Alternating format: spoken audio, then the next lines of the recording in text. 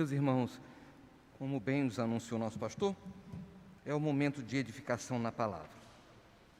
É esse momento que nós vamos estudar, também aprendendo na palavra. Eu vou pedir para que a igreja fique de pé. Nós vamos ler o texto que consta em Abacuque. Abacuque 2, dos versículos 6 a 20. Nessa Bíblia comemorativa, o texto consta na página 800, só para facilitar. Abacuque 2, versículos 6 a 20. Nós vamos fazer essa leitura de forma responsiva. 5 ais sobre os caldeus. Não levantarão, pois, todos estes contra ele um provérbio, um dito zombador? Dirão: ai daquele que acumula o que não é seu, até quando? E daquele que a si mesmo se carrega de penhores. Teus pavores não respeitarão os que não te hão de abalar, tu lhe servirás de despojo. Visto como despojaste a muitas nações, todos os mais povos te despojarão a ti, por causa do sangue dos homens e da violência contra a terra, contra a cidade e contra todos os seus moradores.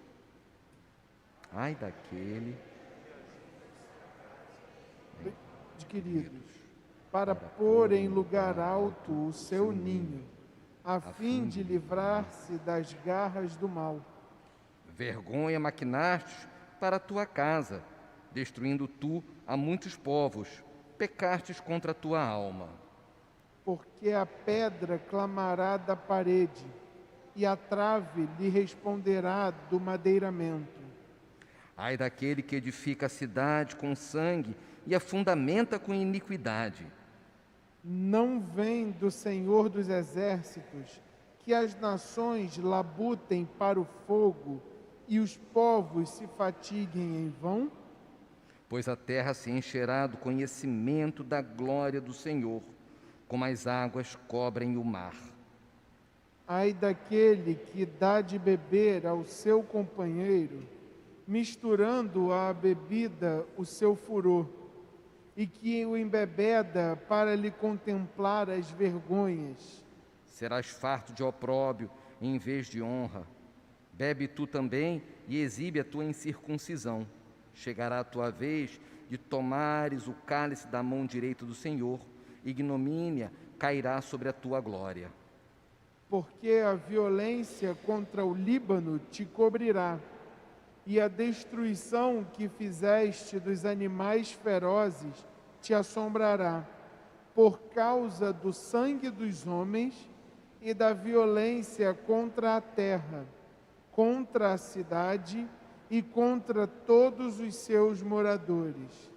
Que aproveita o ídolo, visto que o seu artífice o esculpiu, e a imagem de fundição, mestra de mentiras, para que o artífice confie na obra, fazendo ídolos mudos? Ai daquele que diz à madeira: acorda, e a pedra muda: desperta. Pode o ídolo ensinar? Eis que está coberto de ouro e de prata, mas no seu interior não há fôlego nenhum. Todos juntos. O Senhor, porém, está no seu santo templo. Cale-se diante dele toda a terra. A igreja pode se assentar. Amados de Deus, vamos orar. Quero convidar você a fechar os seus olhos e a curvar a sua cabeça. Nós vamos falar com Deus. Senhor, nosso Deus, nosso bendito Pai, eterno Criador, te somos gratos pela oportunidade rica de sermos conduzidos à Tua casa pelo Teu divino Espírito Santo. Te agradecemos porque o Senhor renovou na vida da Tua igreja a oportunidade de vivermos e vivenciarmos mais um ambiente de adoração. Agora nós estamos diante das Sagradas Escrituras e de fato percebemos que há em nós uma incapacidade de entendê-la mediante os nossos próprios recursos. Por isso rogamos, Espírito Santo do Senhor, ilumina a nossa consciência, dá-nos entendimento do texto sagrado, a fim de que, aplicados à nossa caminhada, a caminhada da Tua Igreja, sejamos servos do Senhor melhores, sejamos igreja melhor. Faça isso por nós nesta noite, faça isso em nós nesta noite, e que o nosso olhar e atenção estejam exclusivamente voltados para o entendimento da Tua Palavra. Oramos assim em nome de Jesus. Amém. Amados, nós estamos tratando no mês de agosto a exposição da profecia de Abacuque. Nós estamos tratando da série Vivendo pela Fé. São 5 mensagens que serão compartilhadas neste mês de agosto.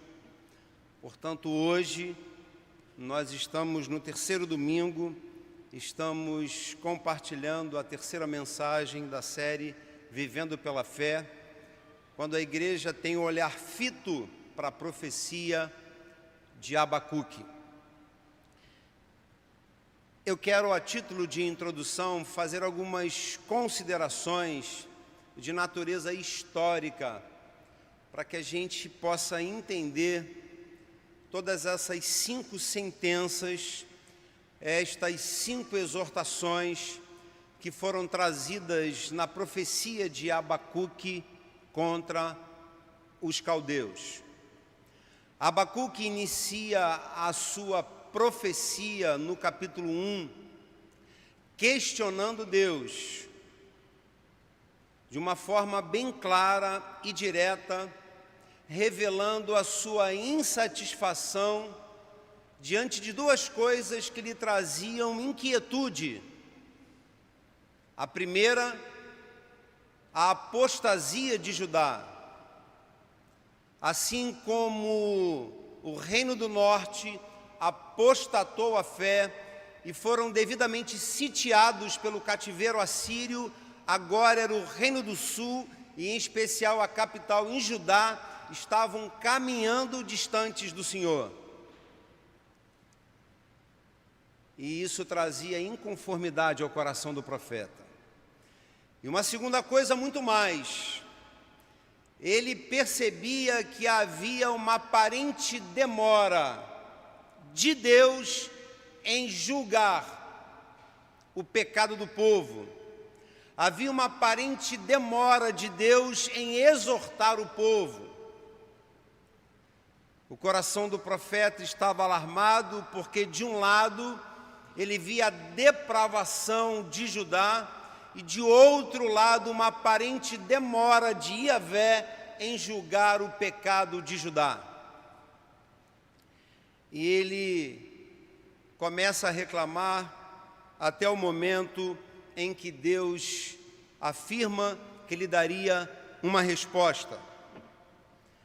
E Abacuque, diante da palavra de Deus, ouvindo que receberia uma resposta, ele diz para Deus o que ele faria.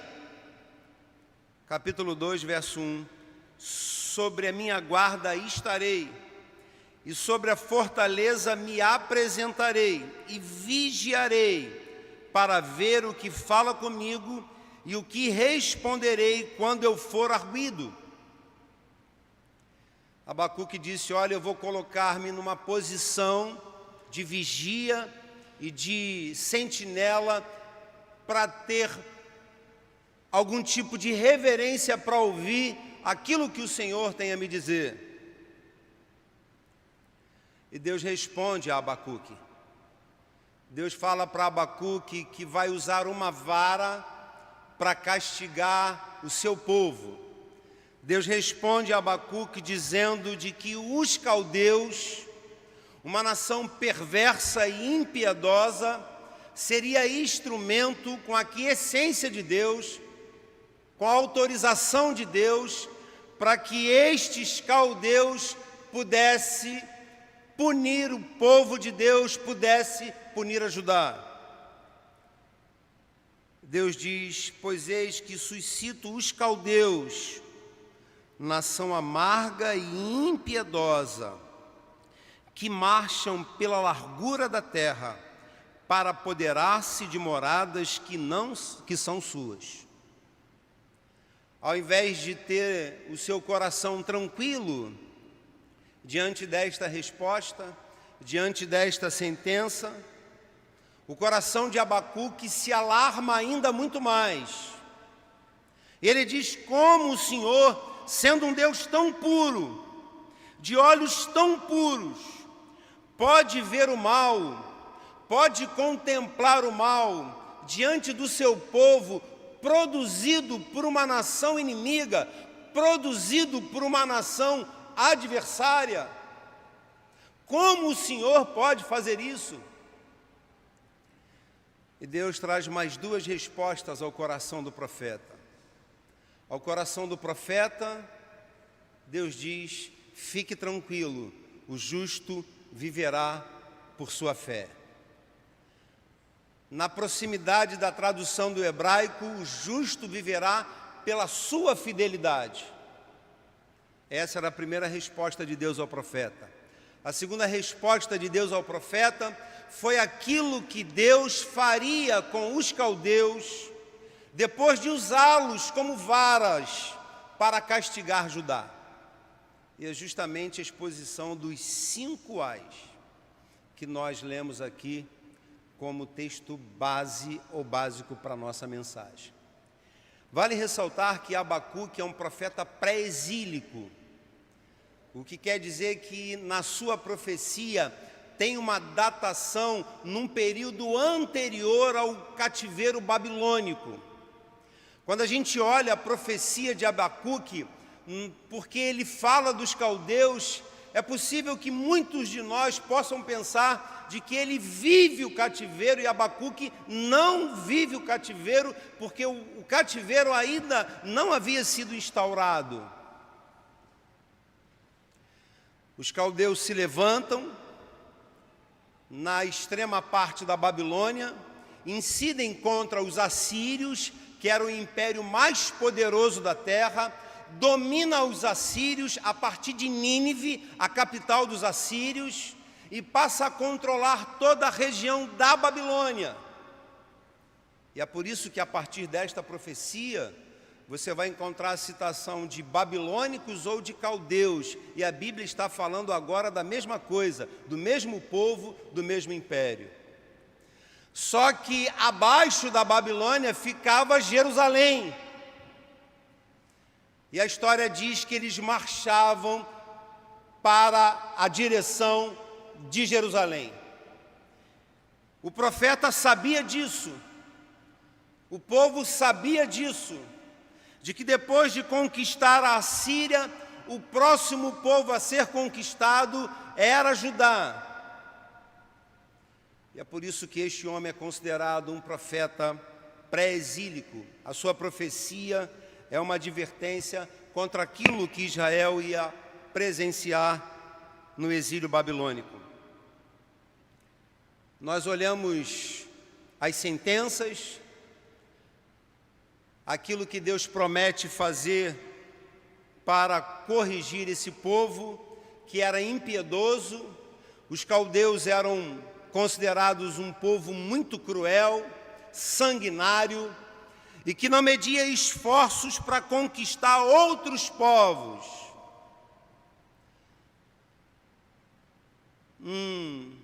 Longo rastro de sangue fora deixado pelos caldeus ou pelo novo império babilônico em todo este momento da história.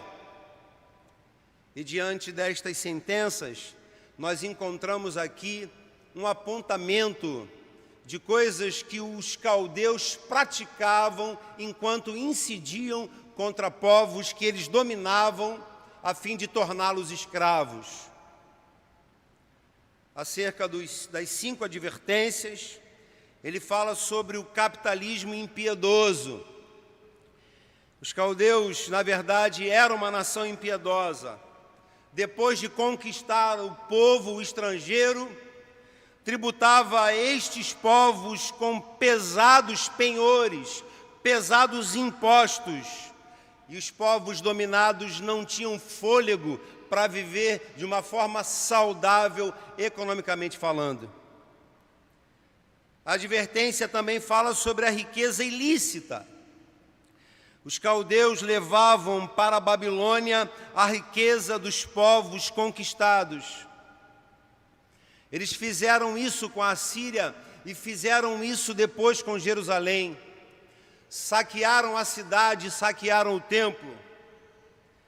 A terceira advertência apontava para um governo fraudulento, porque os governantes da Babilônia ou do império dos caldeus era retratado por um governo em que os escravos suavam sangue para que as suas cidades fossem edificadas, e esses escravos trabalhavam sem serem remunerados.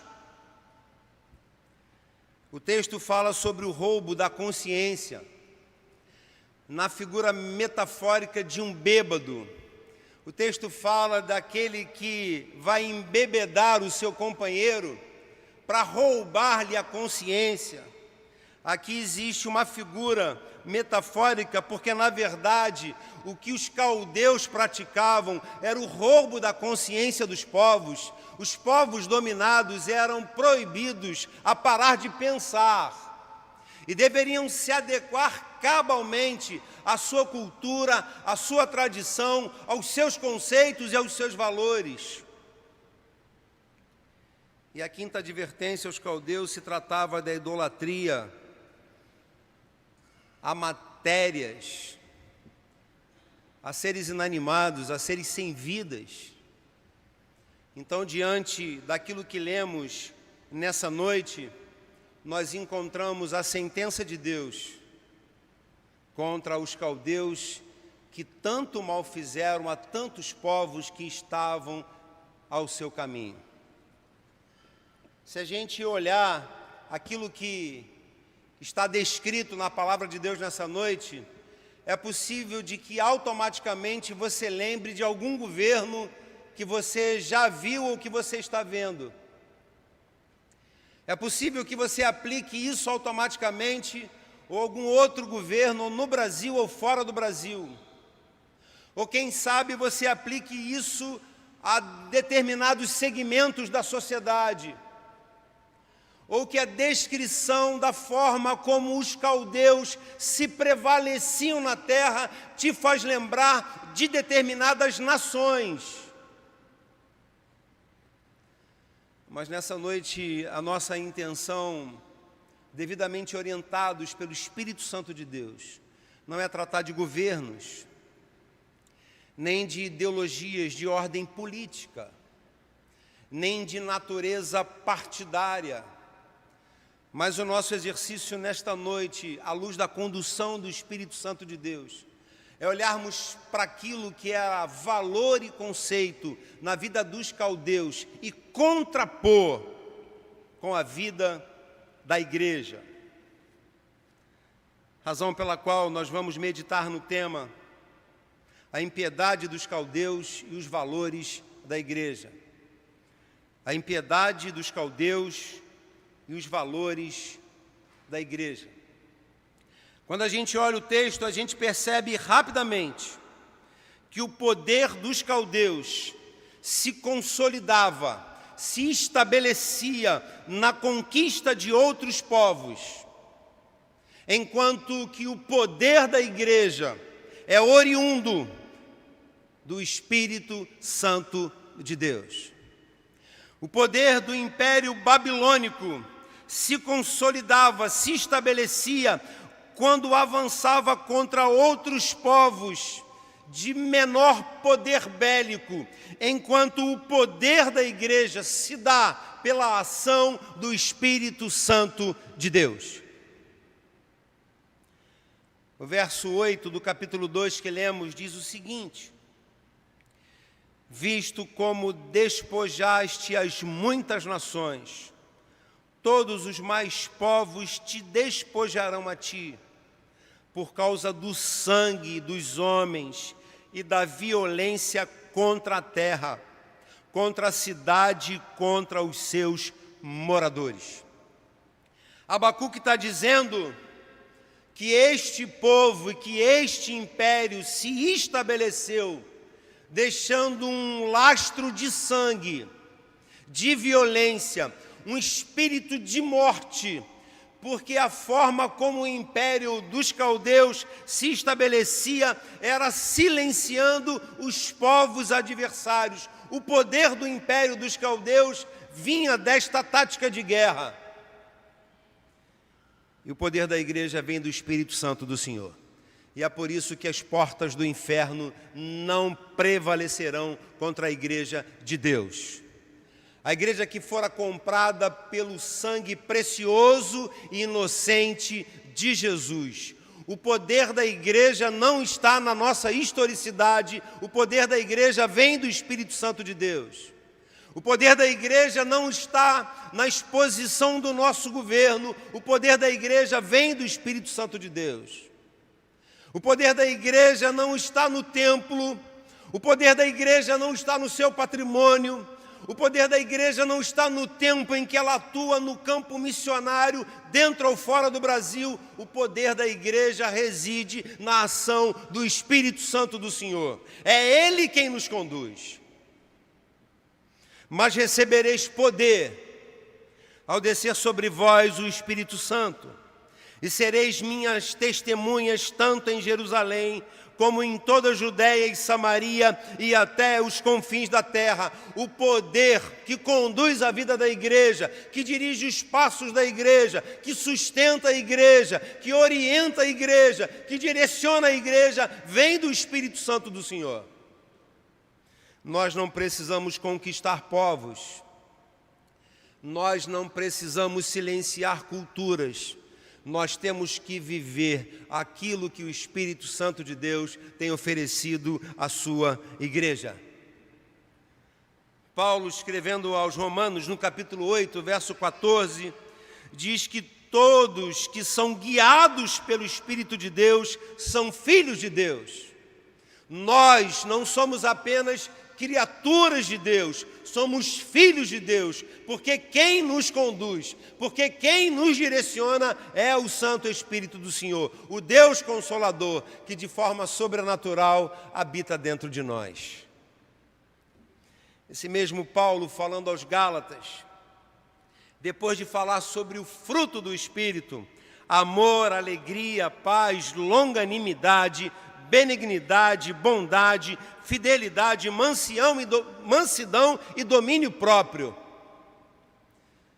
E depois de elencar o fruto do Espírito Santo, Paulo encerra dizendo o seguinte: contra estas coisas não há lei.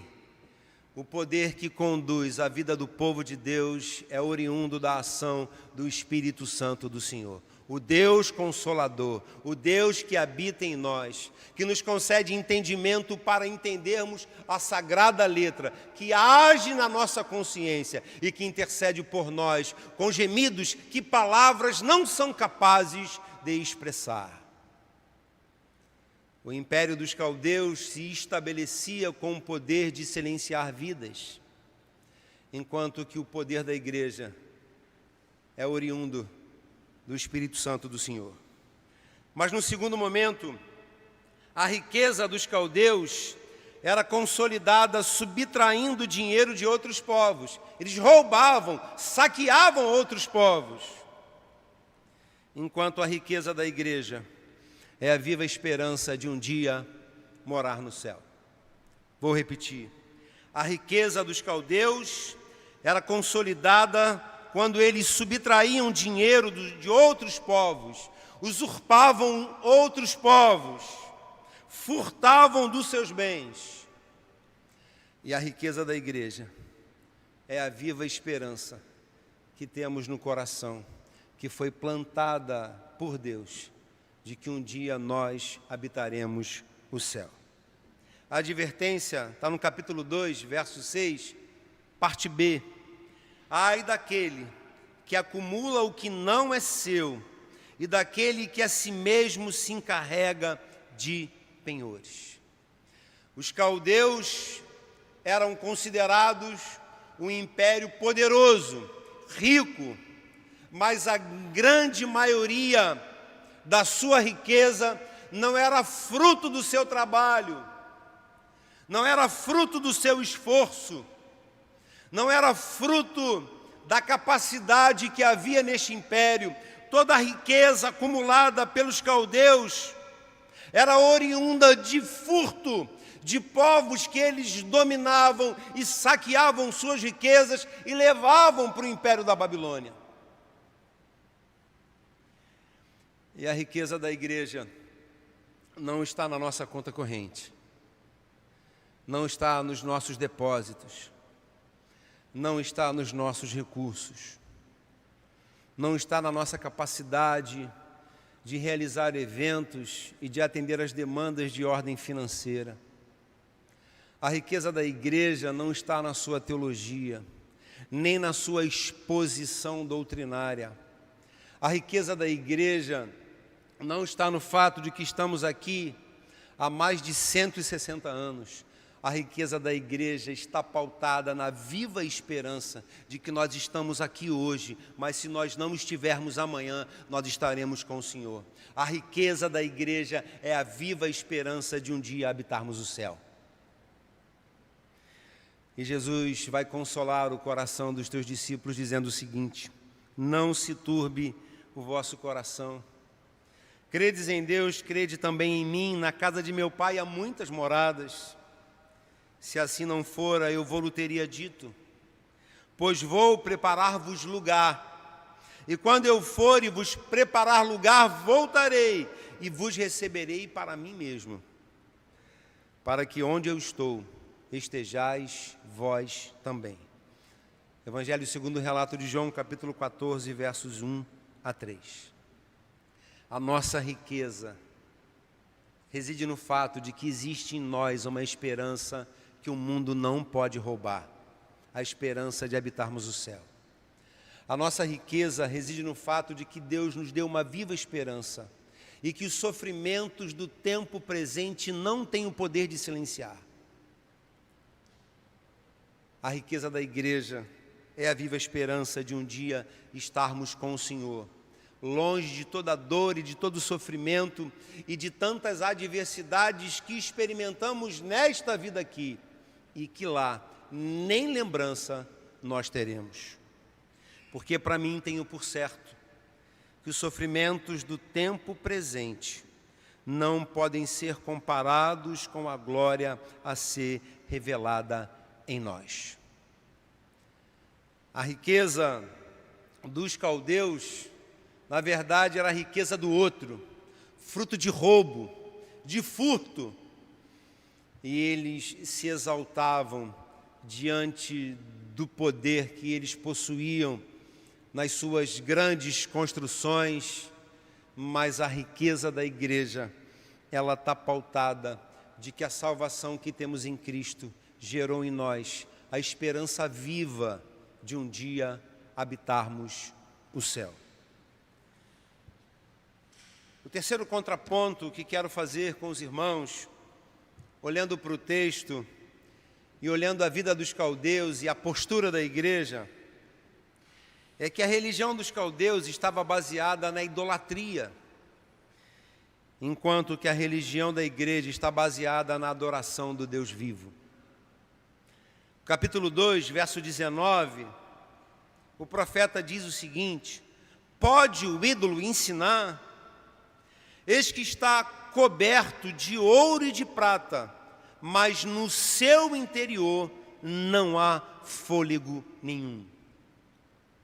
Diante de tanto sangue derramado, diante de tantas vidas que foram silenciadas, diante de tantos povos que deixaram de existir em função da ação coercitiva do Império Caldeu, Mesmo assim, eles não tinham espiritualmente vida saudável, se curvavam diante de falsos deuses, de deuses que não os ouviam, que não os respondiam, que não agiam na direção deles diante de suas necessidades. Eram falsos deuses, era um povo idólatra. E a nossa religião é Cristo.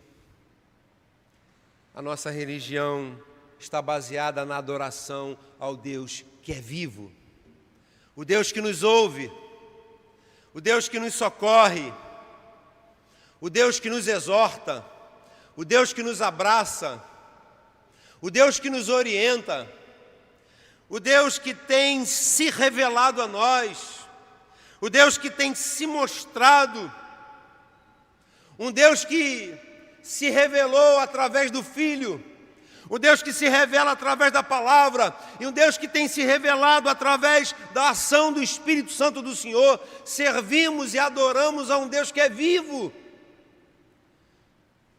um Deus que pela sua graça nos permite a bênção do relacionamento. Nós estamos fechando o ciclo de mais um dia. Eu quero crer que hoje você falou com Deus e pela percepção espiritual concedida a você pelo Espírito Santo de Deus, você ouviu Deus falar. Porque nós servimos e adoramos a um Deus que é vivo, em contraponto a este império tão poderoso que se curvava diante de falsos deuses. Nós nos reunimos na presença de um Deus que nos vê, que nos ouve, que nos recebe e que acolhe as nossas orações e que recebe a nossa adoração. Eu acho lindo o Salmo de número 115, quando no início ele fala acerca dos falsos deuses e depois fala da adoração verdadeira ao Deus vivo. Diz assim: não a nós, Senhor, não a nós, mas ao Teu nome da glória, por amor da Tua misericórdia e da Tua fidelidade. Porque diriam as nações, onde está o Deus deles? E o salmista começa a responder: no céu está o nosso Deus e tudo faz como lhe agrada. Prata e ouro são os ídolos deles, obra das mãos de homens. Tem boca e não falam, tem olhos e não veem, tem ouvidos e não ouvem. Tem olhos e não veem, tem ouvidos e não ouvem, tem nariz e não cheiram. Suas mãos não apalpam, seus pés não andam, som nenhum lhes sai da garganta.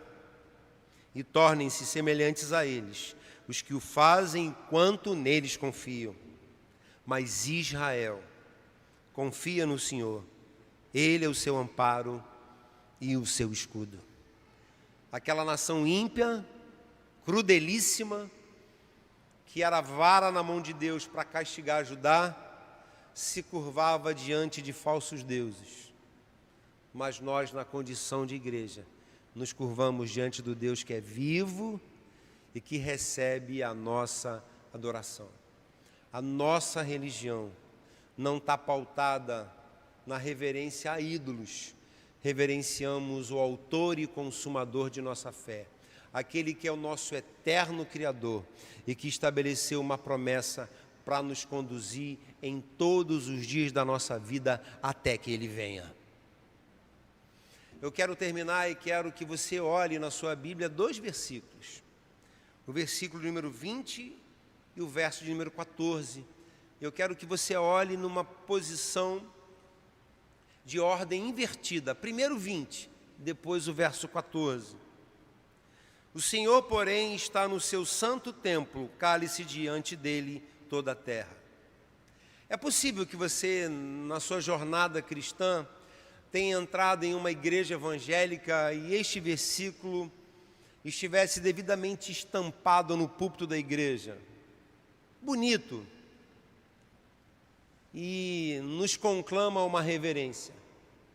Mas essa palavra fala de poder e de soberania. Cale-se diante dele toda a terra é uma alusão de que a soberania e o poder de Deus abrange toda a terra, e não há na terra quem possa ou quem não vá se calar diante desse poder e desta soberania, até o império, que naquela época era o mais poderoso. E o verso 14: pois a terra se encherá do conhecimento da glória do Senhor, como as águas cobrem o mar. Esse Deus que é poderoso sobre toda a terra, Ele vai voltar para nos buscar. Jesus veio na plenitude dos tempos, mas voltará na consumação dos tempos. E toda a terra se encherá do conhecimento de Deus. Conhecimento aqui no sentido de ciência, de que Ele existe. E toda língua confessará de que Ele é o Senhor. Deixa eu trazer uma última advertência acerca desta palavra profética de Abacuque. Estes 5 ais falam de um império, mas podem ser aplicados à vida de pessoas. Podem ser aplicados à vida de pessoas, de segmentos da sociedade. Podem ser aplicados a nações hoje, mas podem ser aplicados à vida de pessoas. Pessoas que estabelecem o seu poder, conquistando a vida do outro e silenciando o outro, proibindo de que o outro pense e emita algum tipo de consideração acerca dos temas da vida. Isso pode ser aplicado a pessoas quando a gente sabe de que existem pessoas que roubam os tesouros na vida do outro, principalmente a paz e a alegria. E isso, de fato, pode ser aplicado à vida de pessoas, porque é possível de que você conheça gente que, na verdade, acha que está se curvando diante de Deus, mas que está se curvando diante da idolatria, do ídolo do poder e do dinheiro e do nome que ele quer que seja lembrado em todo o tempo, em qualquer circunstância. Essa profecia é dura contra os caldeus, mas é dura contra segmentos da sociedade, contra nações hoje, mas pode ser muito bem aplicada à vida de pessoas. Mas enquanto isso acontece, que a igreja continue vivenciando o contraponto desses valores, desse império caído, na perspectiva santa de que quem governa a terra é o Senhor, cale-se diante dele toda a terra.